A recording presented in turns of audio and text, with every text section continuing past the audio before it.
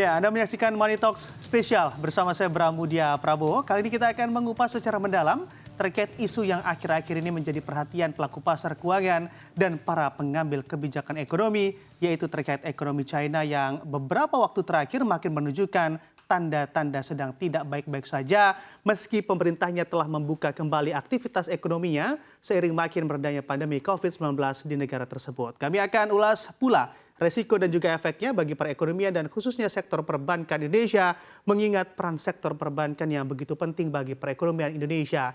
Jadi langsung saja kita simak bagaimana sesungguhnya kondisi perekonomian China dalam tayangan berikut ini.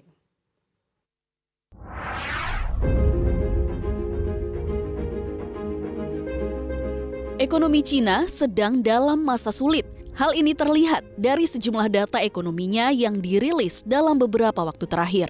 Cina telah melakukan reopening atau pembukaan kembali aktivitas ekonominya pada Januari 2023. Namun ternyata hal itu tidak serta-merta langsung mendongkrak perekonomian negeri tirai bambu tersebut. Ekonomi Cina tampaknya masih sulit untuk bangkit. Salah satu indikatornya adalah sektor manufaktur yang mengalami kontraksi dalam.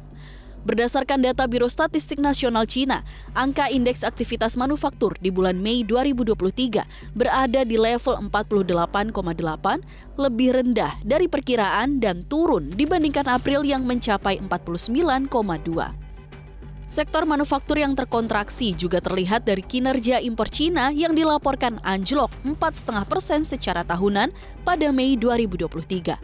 Bahkan, anjloknya impor sudah terjadi dalam beberapa bulan beruntun. Selain itu, produksi industri Cina di bulan Mei 2023 juga melambat. Pertumbuhannya hanya 3,5% secara tahunan, di bawah ekspektasi ekonom yang mencapai 3,6% dan jauh lebih rendah dari pertumbuhan di bulan April yang mencapai 5,6%. Selain data ekonomi yang mengecewakan, kondisi sektor perumahan di Cina juga menjadi pemberat ekonomi negeri panda itu. Sektor perumahan di Cina dalam 2 tahun terakhir sudah mengalami krisis. Salah satunya terlihat dari kasus gagal bayar utang Evergrande Group, developer properti terbesar kedua di Cina yang menyeruak di tahun 2021 lalu. Banyak proyek menjadi terbengkalai akibat kehabisan dana dan pembeli pun tak mau melanjutkan cicilan kredit pemilikan rumah atau KPR.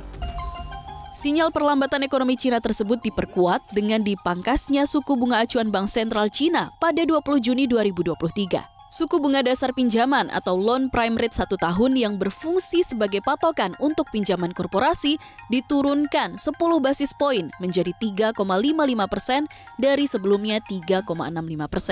Hal ini disinyalir bertujuan untuk mendorong perekonomian Cina yang tengah lesu. Berbagai sinyal perlambatan ekonomi Cina ini pun membuat bank-bank investasi terkemuka termasuk Goldman Sachs dan JP Morgan Chase beberapa waktu terakhir ini memangkas estimasi PDB setahun penuh mereka untuk Cina dan memperingatkan adanya hambatan di masa depan. Para pengambil kebijakan di Indonesia pun juga mengungkapkan kekhawatirannya pada perlambatan ekonomi Cina yang merupakan mitra dagang terbesar di Indonesia. Jadi kalau kita lihat dari RRT itu pertumbuhan Q1 hanya 3%. Itu jauh lebih rendah dari yang diperkirakan pada saat mereka melakukan opening terhadap perekonomian dan mobilitas masyarakatnya.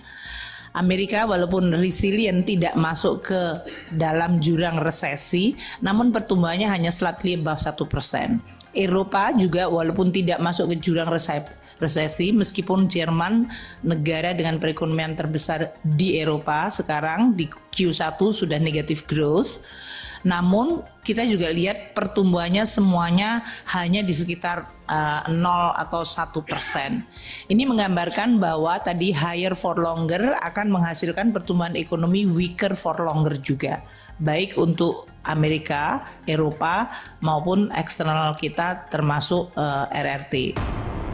Di Cina, pada bulan-bulan sebelumnya kami meyakini termasuk juga analisis dari kantor BI di Beijing menunjukkan pembukaan kembali restriksi mobilitas itu akan cepat mendorong pertumbuhan ekonominya.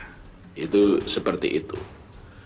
Tapi ternyata pola pertumbuhan kenaikannya di Tiongkok tidak seperti yang kita perkirakan. Satu, karena memang dampak dari perang dagang. Yang tadi saya sampaikan, ekspor Cina ke Amerika itu memang melambat. Sehingga daya dorong dari ekonomi yang dulunya sangat tergantung pada luar negeri, itu juga tidak sekuat yang diperkirakan. Kedua, dampak dari kenaikan mobilitas itu juga memang tidak serta-merta mendorong pertumbuhan ekonomi dari sisi permintaan. Sehingga kenapa dari sisi pertumbuhan ekonomi memang kita perkirakan itu juga Tiongkok tidak seperti yang kita perkirakan. Itu sebagai gambaran-gambaran yang terjadi. Nah, pertumbuhan ekonomi yang tidak secepat pemulihan yang perkiraan, sementara inflasinya juga rendah. Kenapa PBOC, Bank Sentralnya Tiongkok, mengendorkan moneternya, menambah likuiditas dan menurunkan suku bunga. Kekhawatiran pemerintah Indonesia terhadap perlambatan ekonomi Cina memang cukup beralasan, mengingat posisi Cina sebagai mitra dagang terbesar Indonesia. Pemerintah Indonesia pun berharap pemerintah Cina akan menerapkan kebijakan strategis untuk menjaga laju perekonomiannya, agar pada akhirnya aktivitas ekspor dan impor Indonesia dengan Cina pun dapat tetap berjalan baik. RRT sekarang mau memformulasikan kebijakan baru untuk menjumpstart ekonominya lagi dengan policy-policy terutama yang menyangkut masalah sektor properti. Ini tentu kita berharap kalau memang berhasil bisa memberikan dampak terhadap pertumbuhan ekonomi RRT dunia dan tentu juga terhadap permintaan komoditas kita ekspor import yang tadi kita lihat memang kecenderungan sudah mulai terkoreksi ke bawah. Tim Redaksi CNBC Indonesia.